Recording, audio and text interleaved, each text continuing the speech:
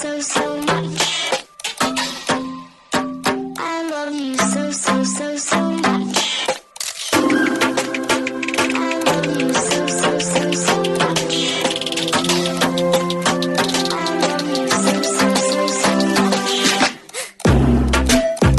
Hello, all you positive heads out there.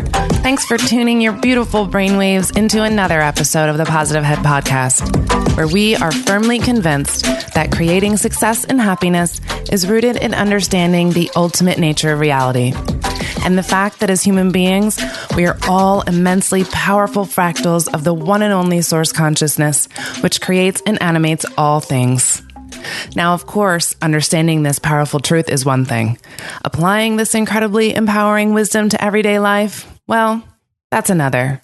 Which is exactly why we provide you with a fresh serving of soul food for thought 5 days a week. To help constantly remind you of what matters most. You are it. And I'm your host for the day, Erica Middlemiss.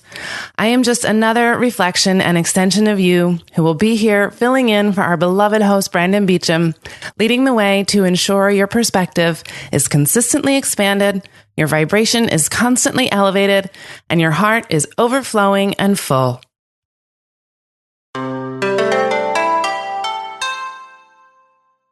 All right, all you positive heads, welcome back. Thank you so much for joining me on this terrific Tuesday as I fill in for Brandon yet again.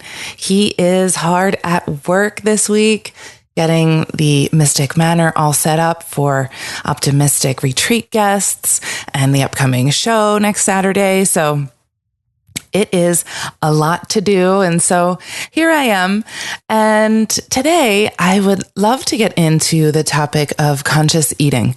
As a naturopathic physician, I kind of have a lot to say about it. And I've been seeing a lot of things come up lately about things like the weaponization of our food. And this has been coming up for decades and decades now, but I see this resurgence of it every now and again. So I thought, hey, why not? It's a good time to talk about that.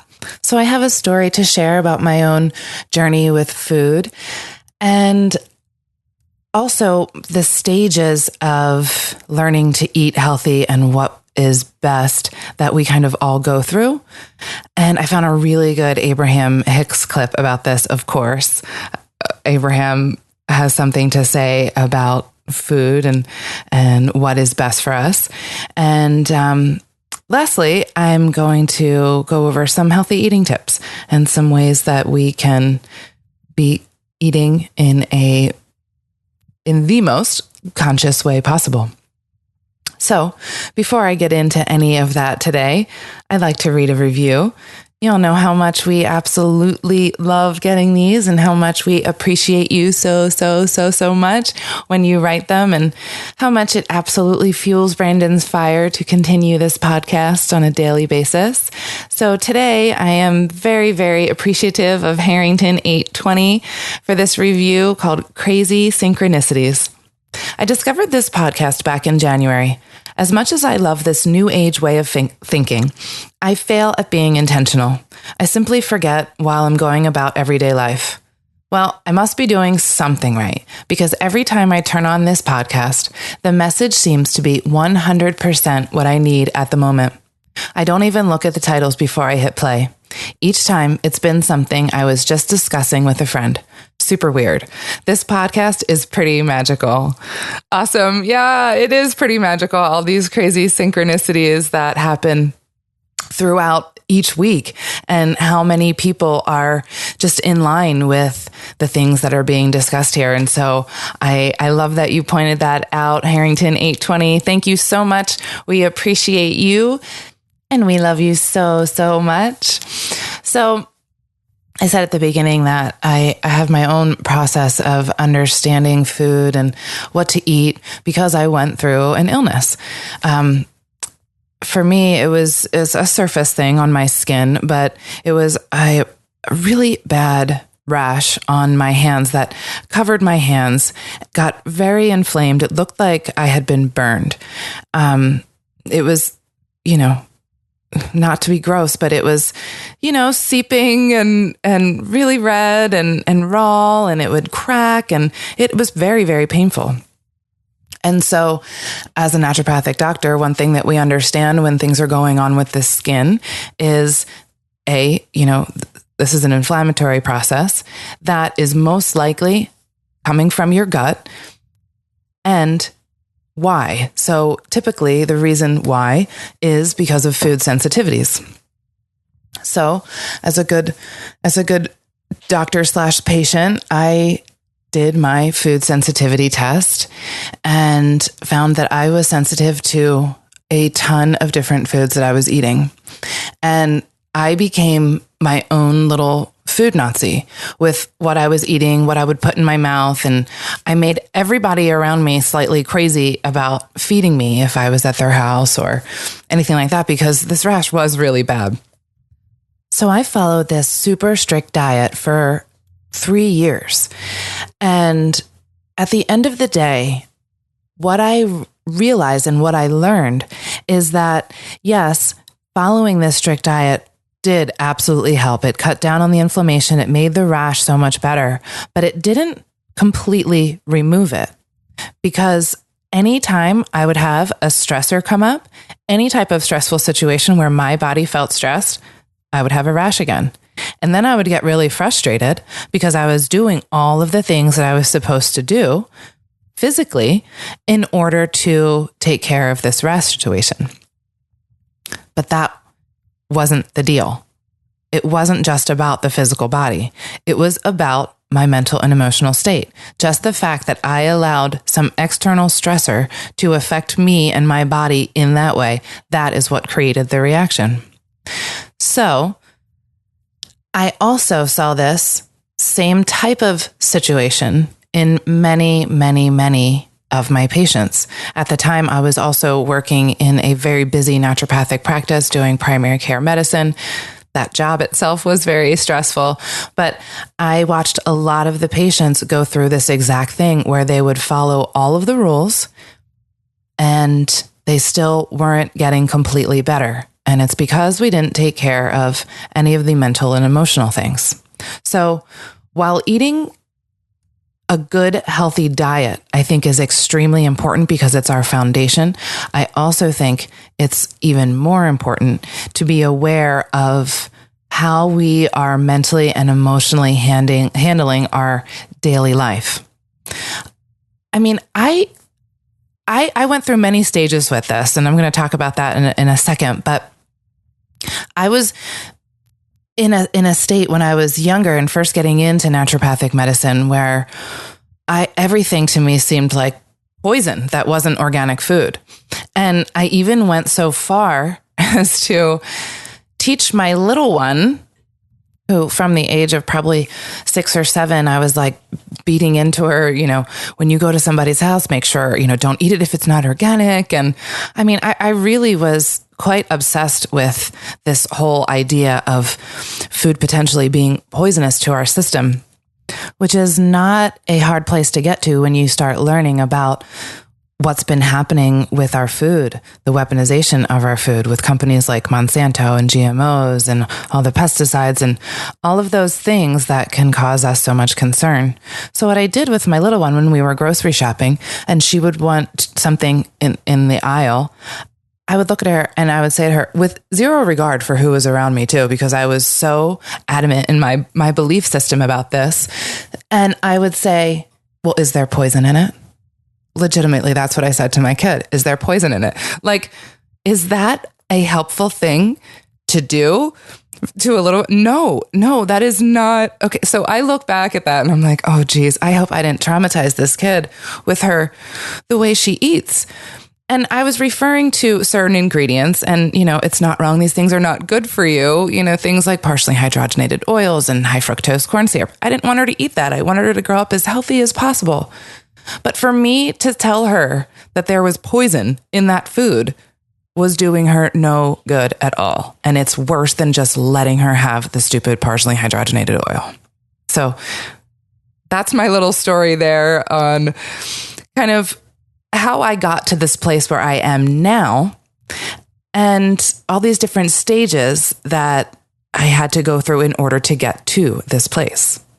And I think we all go through these similar stages. For me, I feel like it took a little longer than it probably should have, but I'm happy that I did arrive at the place that I am at now, which is a place where I can eat whatever I want, and I no longer even have an inkling of a rash that pops up on my skin anywhere. So these stages, this first stage of the awareness of what's going on within our food system here in this country and internationally. The World Health Organization has a hand in all of this. And, it's interesting. I found a Thomas Jefferson quote. He said, "If people let the government decide what foods they eat and what medicines they take, their bodies will soon be in as sorry a state as are the souls of those who live under tyranny." And a Hippocrates quote, "Let food be thy medicine and let medicine be thy food." And so in this stage of awareness, you learn about things like this, about what's going on with Monsanto and the GMOs they're creating and the pesticides that they're spraying on our food. And if a pesticide can kill a bug, then what does it do to a human body, right? So we start becoming aware and educating ourselves on all of these different things. And then what happens next is now you start eating pretty strictly and avoiding certain foods and becoming almost obsessed, like I said that I was, and even making people tiptoe around your diet and your food choices. So I did it.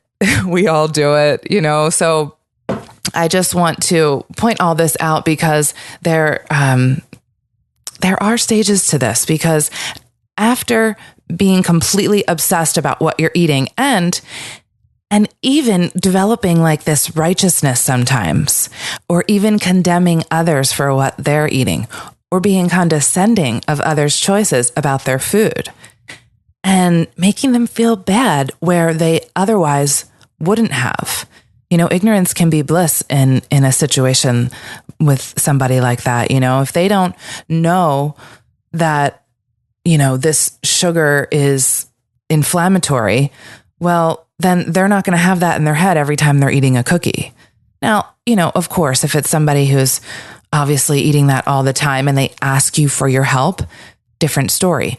But when we're just kind of, throwing ideas at people who aren't asking or even open to it, that's where we get ourselves in a situation where, we can start creating tension with our family members and friends.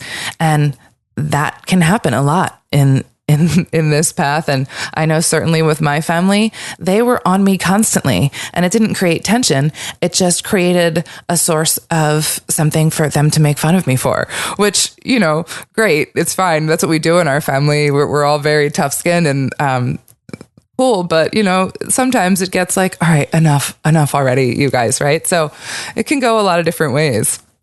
So once we go through all of that, hopefully realizing that we can't put our stuff on other people, even though if we think we're so right and we're trying to save the world, we still need to, have a nice balanced type of, attitude about that and not push it onto others.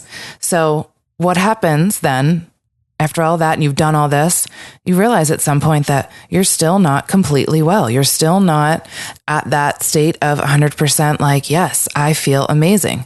And then you get frustrated. And then you realize that none of it matters what you're doing if you're stressed and your vibration is off. So this was like an aha moment for me when I finally realized, like, I'm doing this to myself. All of my thoughts about food, I'm actually creating this within my own body. So when I was able to then get to a point where I could focus on my vibration and keep that in check, then that's where I can eat wherever I want. Because now I have this understanding about what makes me feel good. And so I then know about the food that resonates with me that makes me feel good. So I still don't want to like go eat McDonald's and sugar all day because that doesn't feel good to me. It feels good to eat lots of vegetables and whole grains and juice every now and again, because I know I'm doing good things for my body, but I'm doing it from a place of loving myself and not kind of damning the foods or looking at them as if they were bad in any way, shape, or form. So I try to eat on a regular basis, good organic food whenever possible.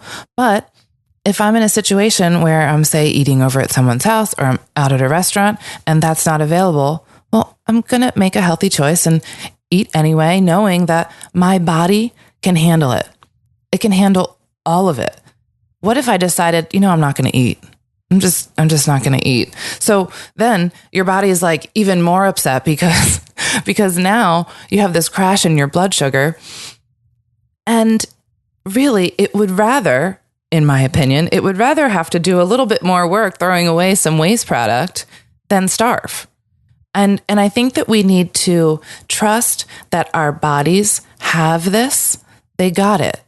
It's this just miraculous machine that knows what it's doing all by itself. And it has the ability to get rid of anything that it doesn't need. So when we ingest things like pesticides or GMOs or whatever you think is unhealthy, know that your body can absolutely handle it as long as you are maintaining a vibration of love and being grateful for that food.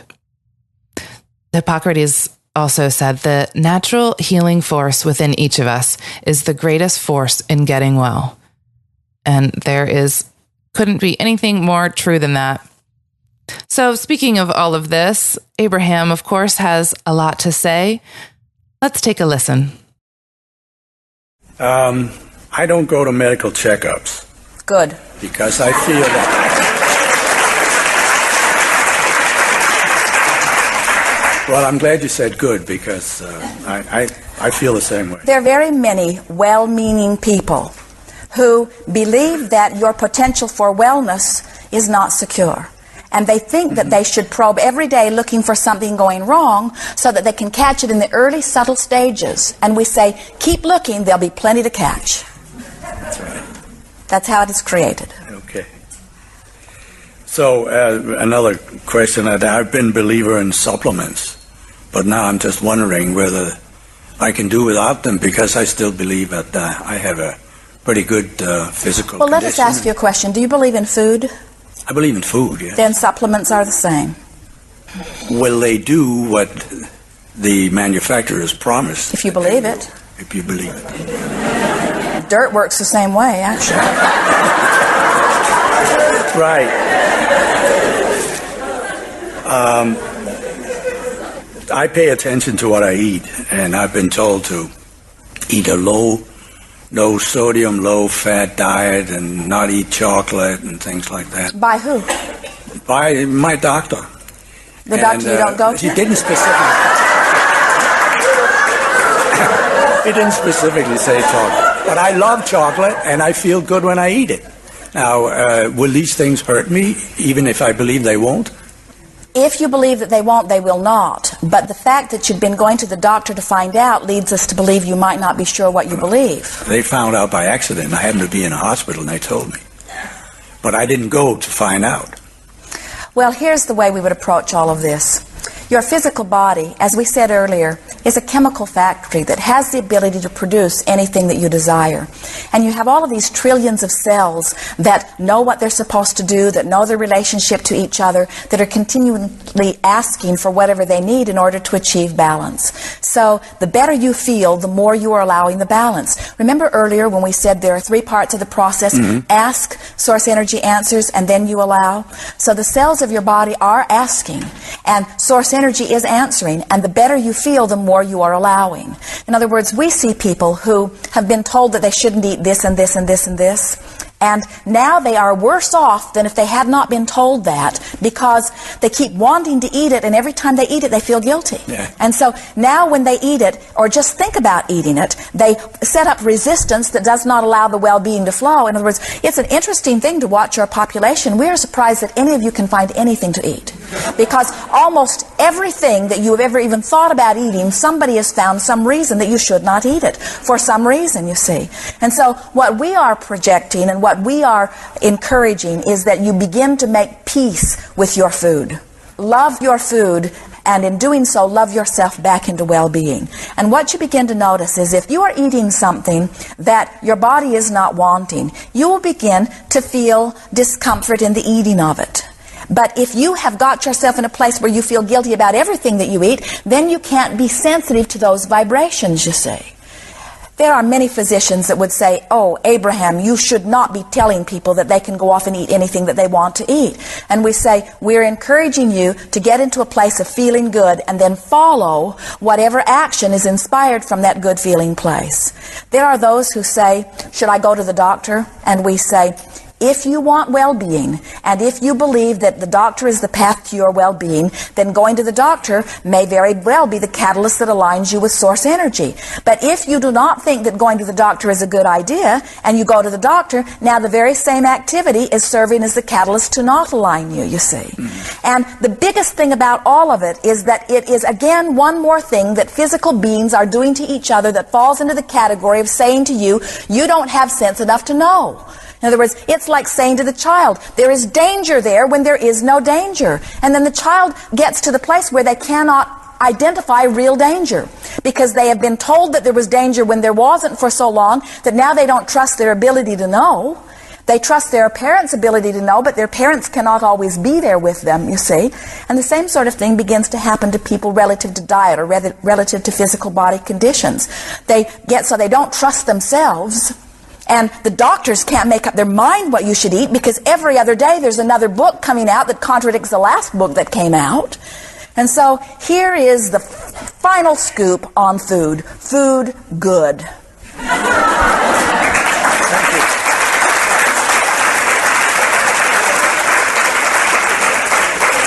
And you say, what kind of food is good and what kind of food is bad? And we say, make a decision of how you want to feel. Say clearly on a regular basis, I want to feel good. I want to feel hearty. I want to be energized. I want this food to empower me. I want to thrive. I want food to really fuel me. I want the cells of my body to be satisfied in what they're asking for. I want to be sensitive to what my cells are asking for so that I'm inspired to the food that will provide it in a dominant way.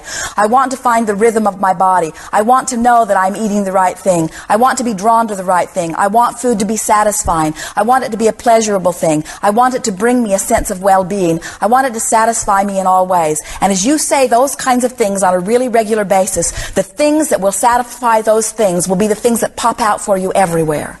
And so someone says, well, what keeps popping out for me is this gooey chocolate donut that I see a big sign for. And we say, well, then go to the chocolate donut and eat the chocolate donut and see how it feels. And if it feels good, eat it. And if you feel reluctance, once you have lined up with the energy and once you are in sync with following your bliss relative to food, anything that's not good for you, you will not feel a gravitation to. But this will happen in every single case once you align in the way that we are describing here. All kinds of things will feel good to you some of the time. In other words, sometimes you could do with a little dose of high sugar. Sometimes it's just exactly what you need for the thought process that you're working on or for the boost of energy that you want. But if you gravitate to it over and over and over again so that there is an inordinate amount of it within your system, then you do not feel so good. And then you feel like gravitating to other things. And most of you are so paranoid about food that you never get into that place of allowing yourself to be guided, you see. That's the optimum experience. The golden mean. Oh, it's balance that you're looking for in all things. Yes. When I hear or think of something that harmonizes with my feelings. Harmonize is a good word, isn't it? Yeah. Would you say that harmony in food would be only eating green beans? No. Or is harmony a variety of things? A variety of Harmony is a wonderful word, isn't it? Mm-hmm. When this harmonizes with my feelings about justice or the nature of all that is, I get tears in my eyes. And these are tears of joy. To some they may indicate sadness and therefore something negative, but to me, it indicates something very positive, and Yes. I hope I'm right. Yes.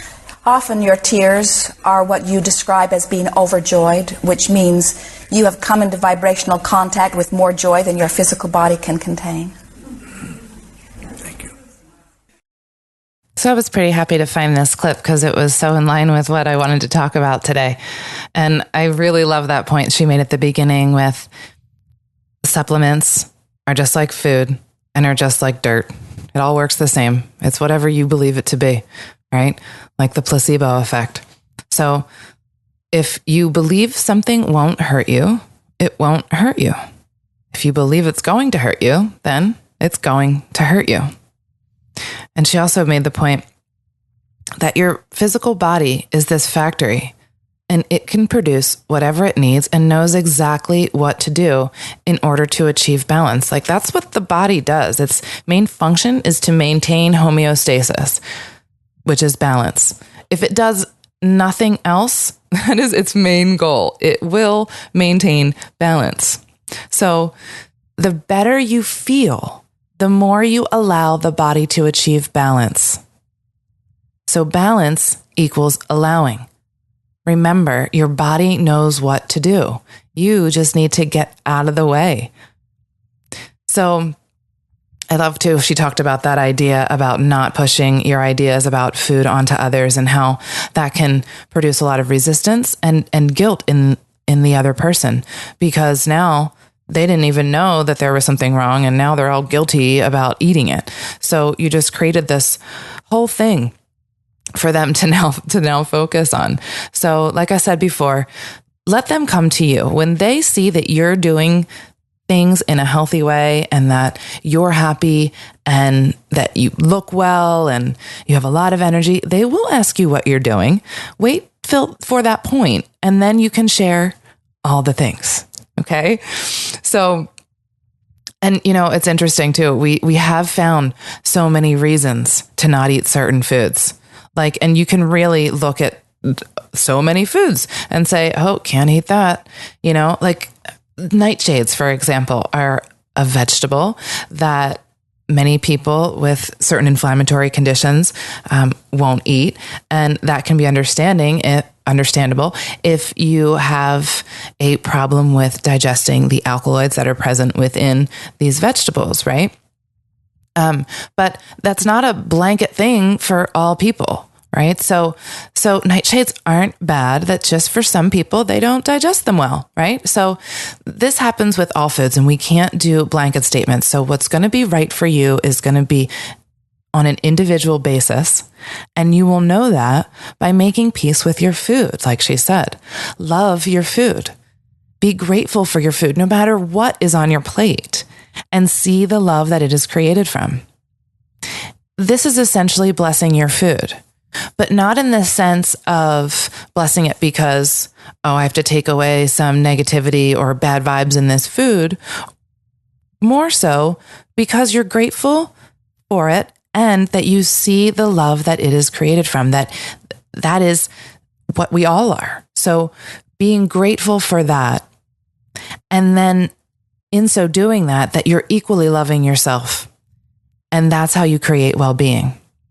So, and you will notice when you're doing this, if your body doesn't like something, and you'll be able to be discerning of that when you're in this space of being grateful and seeing the love in all of your food. So she said to first feel good and then act from that place. I think that's such a great thing to do in all cases, right? First feel good and then act from that place. Bottom line, she said, food good. Food good. And I agree. Food good. And we just need to make a decision on how we want to feel. So we can say things clearly to ourselves on a regular basis, like she suggested, like, I want to feel good and energized and empowered by the food that I'm eating. And by doing that, it will bring a sense of well-being and satisfaction. And so that those things that make you feel good will just be there. And if you feel like eating a chocolate donut, well, then eat the chocolate donut, right? Sometimes it feels good to just eat the frickin' donut. Yeah, moderation, right? If you want a donut once every 3 months, then please enjoy that donut. And, this paranoia about food that we have gotten ourselves into, that's a good word for it. Paranoia. We are really not allowing ourselves to be guided by our inner beings when we're doing that. So balance at the end of the day, balance in all things. Harmony. Harmony is a variety of all the things, everything in moderation and in balance. So while I believe that it's never a good idea to screw with the natural order of things with our plants, our animals, I also believe that we have the power to transcend all of it by keeping our vibrations in alignment with Source. So all that being said, thought I would give some healthy eating tips to help anyone along who maybe is new to this and doesn't quite know all the little nuances around food and how to make good, healthy choices.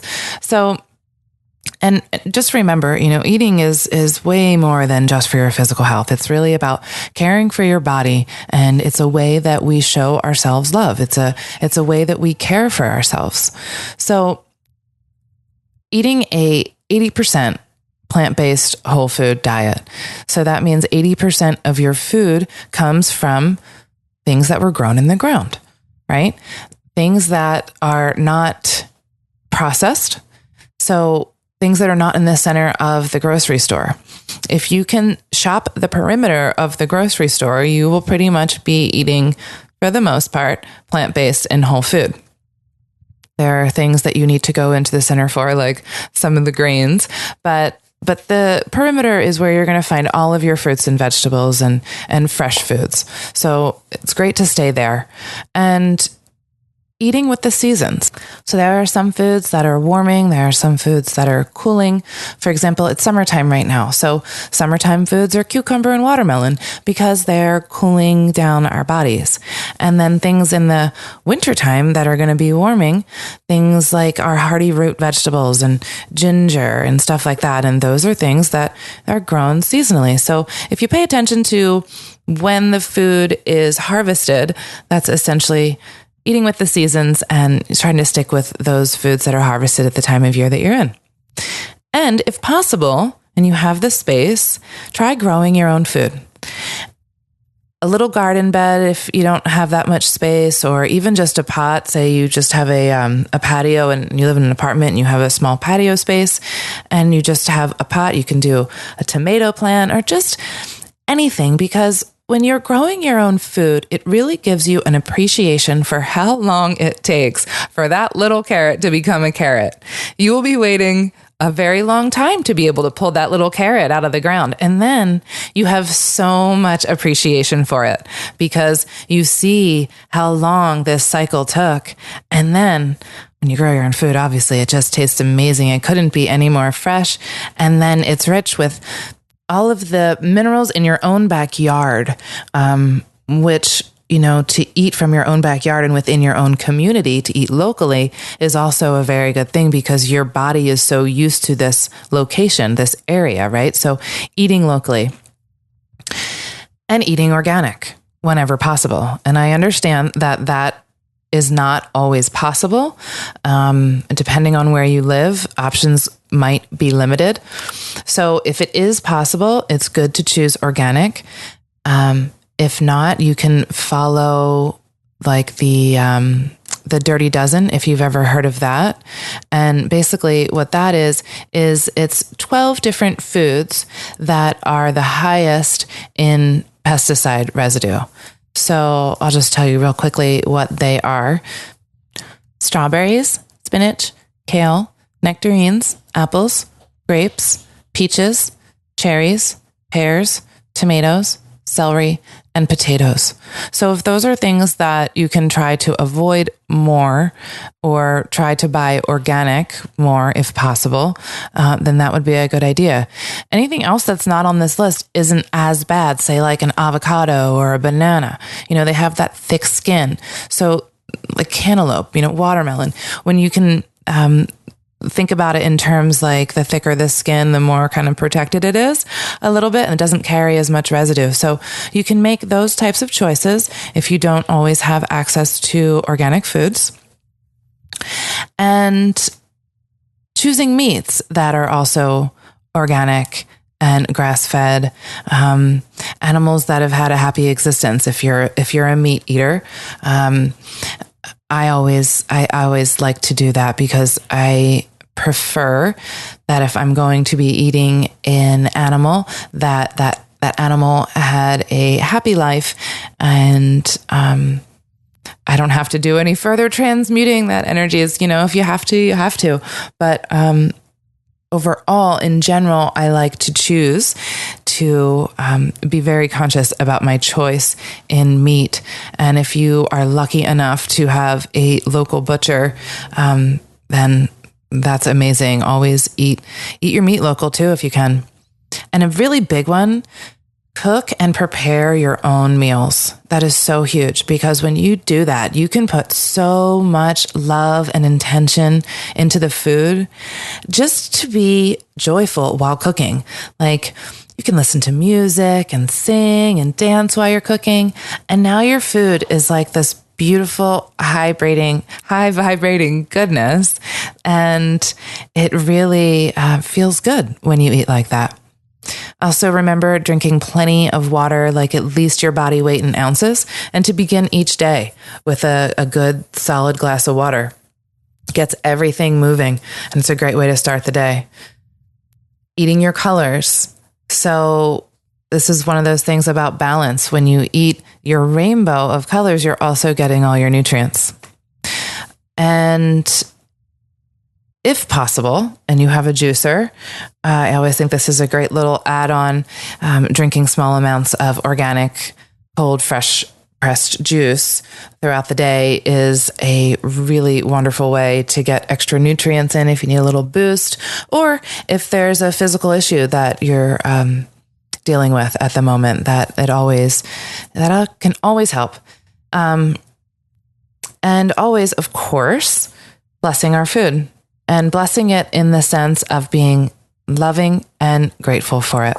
We can bless our water. We can put our intention into our water. You've all heard of Dr. Emoto's water crystal experiment, where he showed that our intentions placed into water produce beautiful crystals when positive intentions were placed on it. So we can all do that. We can just take a small moment and see the love in our food and in our water, and then that's what we are feeding ourselves.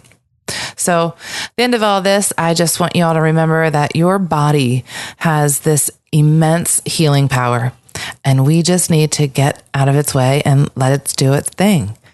So I found this really fun song, and I thought to myself, what song am I going to play? And then I heard in my head Wookiefoot, and I was like, all right, let me go look at Wookiefoot. And of course, there's a song called Junk Food. So it's a fun little ditty I thought I'd play today. Hope you all enjoy. Until next time, love you all.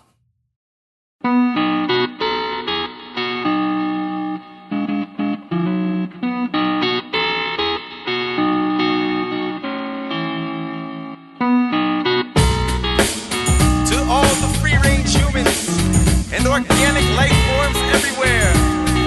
Hold your forks up with solidarity. Remember, you vote with your wallet, your dollar bills, your ballot. Alone it's just a whisper, but together you can't stop it. OMG, it's the GMOs from the labs and the tubes where the fast foods grow. If you are what you eat, then I'm a UFO. Hope to God that my body still can decompose, 'cause I'm biodegradable. And you're biodegradable. Gotta stay biodegradable. But you find that the mind is highly persuaded. Doesn't matter if you came through the canal or you're cesarean. If you're an omnivore or maybe more a vegetarian, you choose to eat an animal, a vegetable, a mineral. Eat what you are, it's never been more literal. Come chemical, come dumbing down the food chain. Come dumb us down, new superpower seed grain. Come Monsanto, come with your new campaign. All the politicians sing along with the refrain. No more junk in my food. No more junk in my food. No more junk in my food. No more junk in my food. We want it slow, not fast, like they grew in the past, with green dreams coming growing up in the youth. Please, no more junk in my food. More the more organic, not the biomechanic. Then McDonald's got a farm, GMO. And on that farm he had a chicken and a cow. But what they do now you really don't wanna know. Why must we label it organic when that's the way we've been growing it for 10,000 years? I think the farm factory should label honestly to admit to what they are genetically and chemically. Is there a bioengineer in the house? Is there a bioengineer? I need some help with this label. How do you say this? Calcium polyphosphates? Is this nutritional claim a fairy tale or a fable? Come chemical, come dumbing down the food chain. Come dumb us down, new superpower seed grain. Come Monsanto, come with your new campaign. All the politicians sing along with the refrain. No more junk in my food. No more junk in my food. No more junk in my food. No more junk in my food. We want it slow, not fast, like they grew in the past. With green dream coming, growing up in the youth. Please, no more junk in my food. More the more organic, not the biomechanic.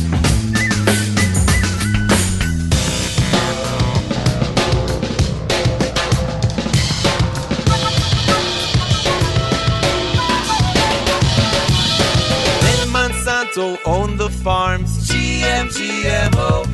And on that farm he had a plant that won't produce the seed, monopolize everything that grows. They're trying to say the corporate way is efficient and worthwhile, but the average meal that you eat's traveled 1,200 miles. Subsidize and never realize the price tag. I wonder if my carrots get jet lagged.